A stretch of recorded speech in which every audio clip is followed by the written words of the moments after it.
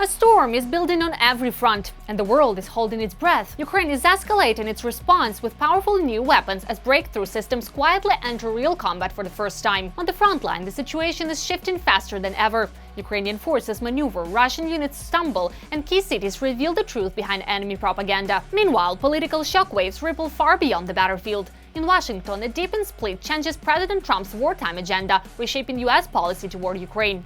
Europe sends its own unmistakable signal, and the stakes for Kyiv have never been higher. All the details in our special edition of Hotspot. A decisive and uncompromising response to the attacks on Ukrainian territory is now underway.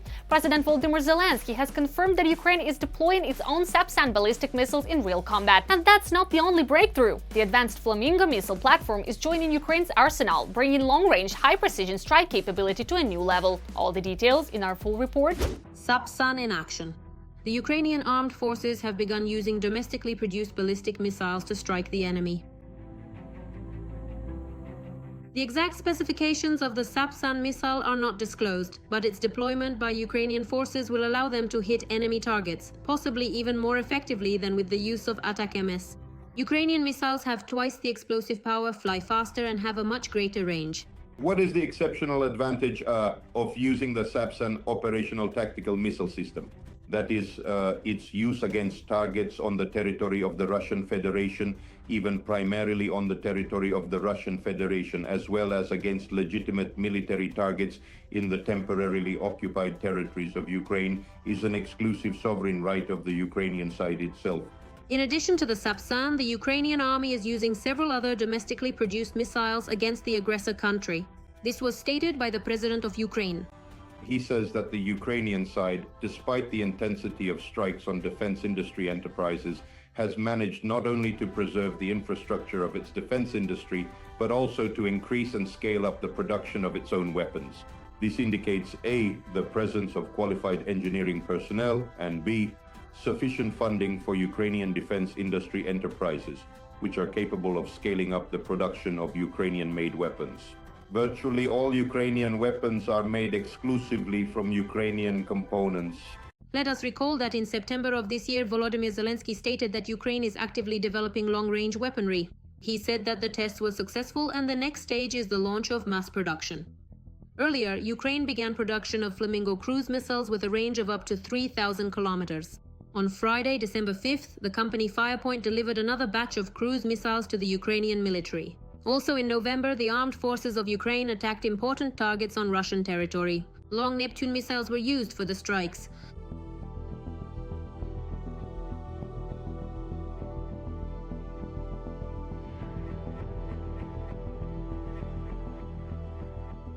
Another of the most important developments has been drone missiles such as Palyanitsia, Peklo, Ruta, and Bars.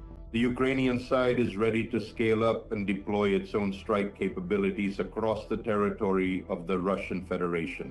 They were referring to the Sapsan and accordingly the Flamingo. In addition, Ukraine's defense forces have scaled up the production of strike drones with a target range of over 1,500 kilometers. The armed forces of Ukraine are successfully striking military targets in the Russian Federation, and oil refineries are also in the crosshairs of drone systems. It was precisely the use of Ukrainian strike capabilities that has effectively blocked the operation of about 40% of Russian oil refineries. According to the Russian side itself, the losses to the Russian budget are estimated at around 100 billion US dollars. But it should be noted that the Ukrainian side does not intend to stop at the results already achieved. Since the start of the full-scale war, Ukraine has ramped up weapons production and the implementation of new technologies, which are already being used at the front. The volume of domestic weapons production has increased by dozens of times. Thanks to private companies, Ukraine will be able to create innovations in the defense industry and effectively implement them on the battlefield. Starting next year, the Ukrainian defense industry and Ukraine's defense forces will receive Ukrainian ballistic missiles with a target range of about 800 kilometers. It should be noted that the manufacturing company claims to have developed two ballistic missiles with a range of up to 200 and respectively up to 800 kilometers. All this means that Ukrainian developers have demonstrated the ability to create high-precision weapons that destroy important enemy military targets deep behind the lines. Every voice matters. Join our community, support independent journalism and help us bring you the truth from Ukraine. Become a member of Ukraine Today. Join us now. What is happening right now on the front line and far beyond it is unfolding with renewed intensity. The situation is shifting by the hour, new threats are emerging and new opportunities are taking shape. Ukrainian forces are carrying out complex operations, the enemy is attempting to regroup, and international partners are increasing pressure on Russia while expanding their support for Ukraine. A full picture of the battlefield dynamics and developments capable of changing the course of events in our comprehensive report. Siversk has not been captured, although the situation in the city is difficult. The Operational Command East has denied Russian fake reports about the capture of the city. Meanwhile, the Deep State Project reported that Russian occupation forces have intensified their attempts to advance in the Siversk area of Donetsk region. According to experts, the enemy continues to amass infantry near the settlement.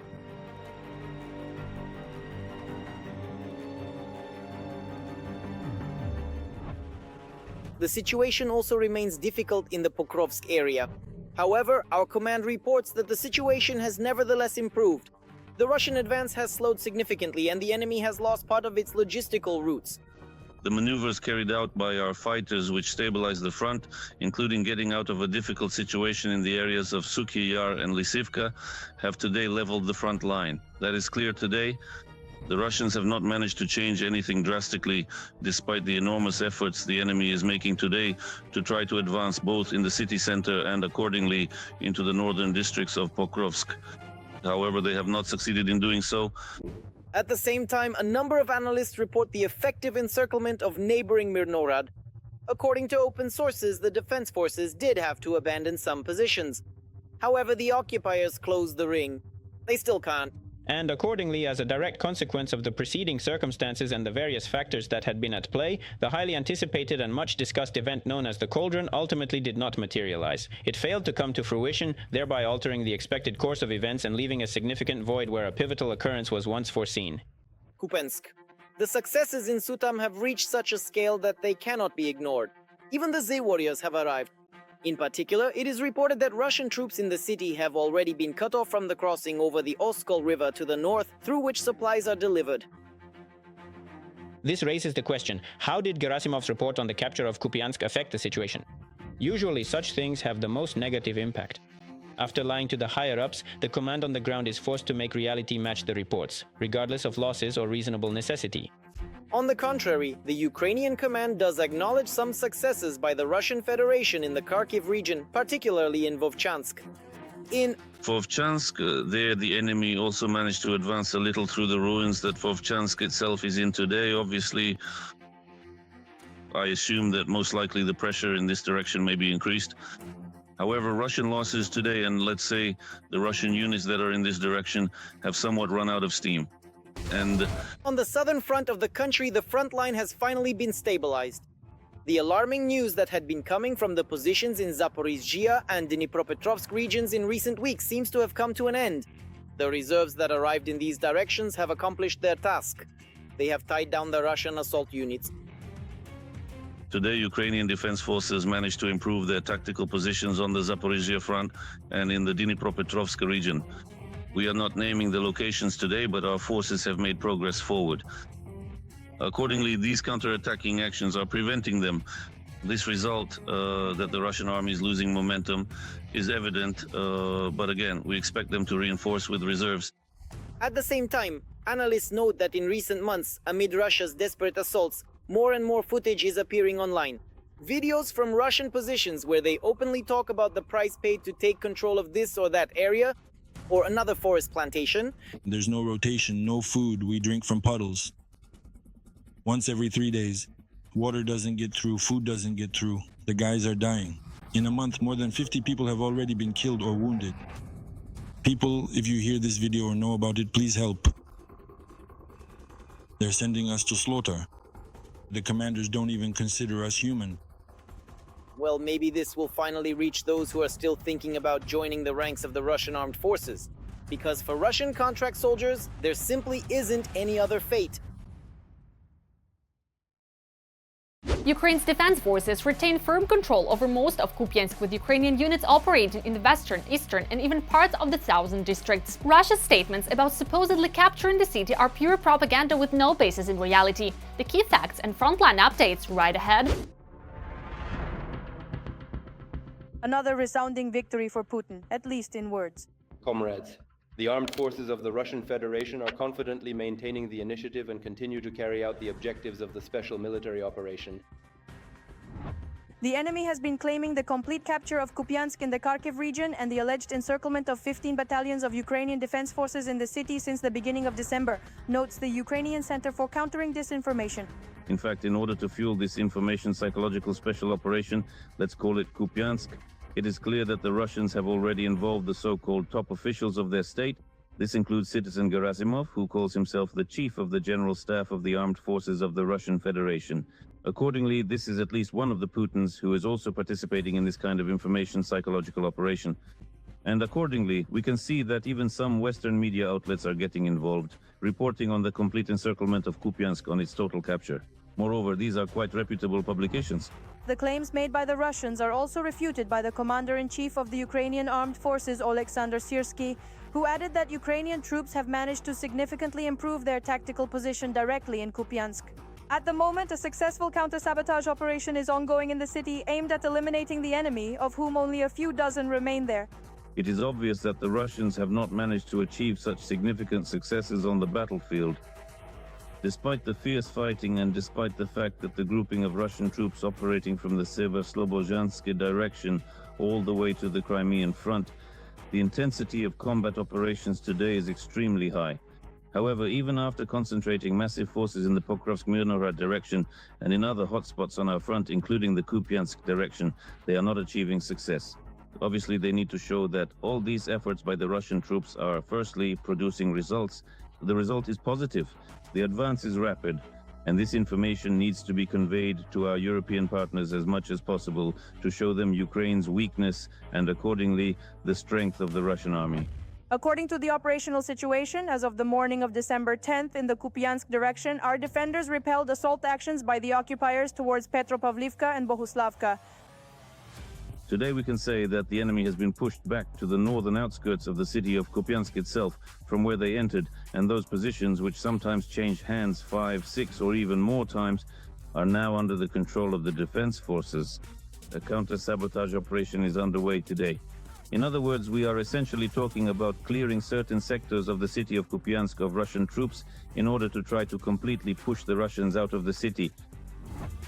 Nevertheless, the Russians continue to shell the Kupiansk area with glide bombs, while Ukrainian rescuers evacuate the local population under fire. The evacuation continues, carried out by the relevant army units and police forces, and it will continue. People need to be taken out of Kupiansk, because this is a mandatory evacuation, and it really must be an evacuation.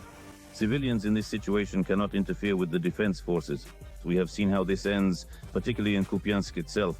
Remember the situation when the Russians actively used civilian clothing to disguise themselves, infiltrate the city center, carry out their so-called flash mobs, flag plantings, and most importantly, try to advance further into our positions. Those who still decide to stay in the city are openly not welcoming to the occupiers and give them a direct response. Tell the invaders to immediately leave our territory. Understood? And not to come back permanently ever. A man without any fear tells the occupiers who have slipped into his building entrance to mind their own country and recalls how Ukrainian soldiers used to share their food with him. Donald Trump has once again thrust himself into a debate no one invited him to, this time questioning whether Ukraine should hold elections during wartime. President Zelensky signaled that he is prepared for such a step, but Europe quickly pushed back. The European Union reaffirmed that Zelensky remains Ukraine's legitimate, democratically elected leader, and Western partners stressed that no elections can be held until wartime conditions make them safe and feasible. We break down the implications in our upcoming report. The 47th president of the superpower United States has once again spouted nonsense. In a new interview with Politico, Donald Trump not only surprised with his knowledge of geography, but also openly indulged Russian desires. This is not the first time Trump has voiced the wish to hold presidential elections in Ukraine. Moreover, this issue was raised at the very beginning of the 45-minute interview. Yes, I think so. A lot of time has passed and things are not going very well. Yes, I believe the time has come. I think now is an important moment to hold elections. They are using the war as an excuse not to hold elections. But I think the Ukrainian people should have that choice. And maybe Zelensky would... But they haven't had elections for a very long time. You know, they talk about democracy, but at some point it stops being a democracy. In fact, analysts say that Donald Trump played into the hands of the Russian dictator Putin, who constantly accuses the Ukrainian authorities of being illegitimate. The Kremlin has repeatedly demanded that Kyiv hold elections. According to Moscow, only then is there someone to sign ceasefire documents with. In Moscow's version, there is someone to sign ceasefire documents with. At the moment, the Russians, through American envoys, are only pushing a capitulation plan. The question about elections caught Volodymyr Zelensky in the UK between meetings with partners. The Ukrainian president admitted to journalists that he is ready to amend national legislation and hold elections during martial law in the country, on the condition that the Americans and Europeans provide the necessary security for this. Why? Is Trump threatening us with elections, but Putin is not? Again, we are ready for elections. Why should we be afraid of them? And you, Donald Trump, guarantee that not a single missile will hit here. Can you guarantee that while the elections are taking place, no one will attack us?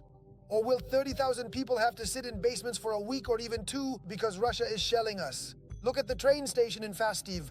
The states say we held elections during the war. Well, yes, when the war was in Europe and Britain. On their own territory, when there was war, the states never held any elections. According to analysts, the issue of security is the most important one that the Ukrainian authorities should raise with their partners. In addition, how can transparency of the will of the people be ensured not only under constant shelling, but also in conditions of power outages? In Europe, they were quick to remind Trump that he is forgetting the context, while in Brussels, they understand what Russia is doing right next to them. We have already drawn attention to this issue because these are exceptional times now. In my view, President Zelensky is a democratically elected leader, and any elections should be held when conditions allow for it. Analysts note that for Donald Trump, this is the last real chance to jump on the bandwagon and force Kyiv to sign an agreement with Moscow.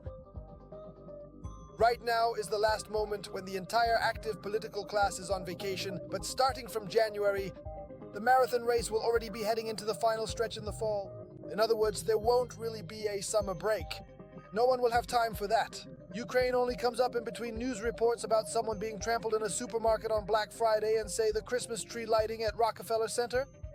Trump is trying to squeeze as much as possible out of December and prevent this issue from resurfacing in January, when journalists and politicians return. And in January, Trump will start to be cornered into a course of action. In fact, according to experts, Ukrainians need to hold out until the election race fully engulfs politicians across the ocean. And only then might the issues of aid and a just peace find more support. A political upheaval is brewing in the United States. Public opinion polls show that Americans do not support Donald Trump's approach to the war in Ukraine. The Senate is also pushing back against several of the president's controversial decisions. And more than that, even Secretary of State Marco Rubio is attempting to pursue a pro-Ukrainian line within the framework of the ongoing peace negotiations. More on this in our report. Chicago, Los Angeles, New York, Boston, in dozens of cities across the United States, mass demonstrations took place against the peace plan proposed by Washington, which, according to participants, effectively legitimizes Russian aggression and forces Ukraine to accept Moscow's terms. The American political establishment, which opposes Trump's policies, also joined the mass protests. For example, in Chicago, Congressman Michael Quigley joined the protests. When authoritarian regimes try to erase an entire people, the world has no right to remain silent. We cannot repeat the mistakes of the past, and we cannot allow Trump to force Ukraine to accept a false peace dictated by Moscow. Americans are very dissatisfied with Trump's policy toward Ukraine. If the 47th President of the United States began his second term in office with the support of 47% of the population, then due to the peace agreement, or more precisely the de facto capitulation of Ukraine, which the White House is trying to force Zelensky to sign, Trump's approval rating has dropped to a historic low. It's not just ordinary Americans who are dissatisfied with the peace plan. The agreement has sparked significant resistance in the Senate from both Republicans and Democrats. Putin has spent the entire year trying to make President Trump look like a fool. If administration officials are more concerned with appeasing Putin than achieving real peace, then the president should find new advisors.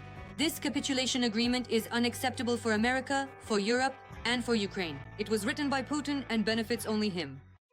Trump constantly threatens that the US will withdraw from the negotiations if a peace treaty is not signed in the near future.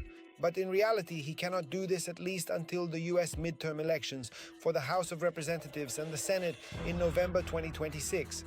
Because his approval rating is falling and his support is declining, which means Trump won't dare to anger voters even more. He has already damaged his relationship with part of his own audience, the so-called MAGA movement leaders, over the Epstein Files case and the scandals surrounding their publication. Accordingly, if he now announces that he is completely washing his hands of Ukraine and forgetting about it, he will ruin his relationship with conservative Republicans, traditional conservative Republicans, who, although they remain silent, still have quite a significant influence within his own party. Trump wants peace agreements and wants all the glory for himself. And anything that doesn't bring him personal benefit doesn't interest the president.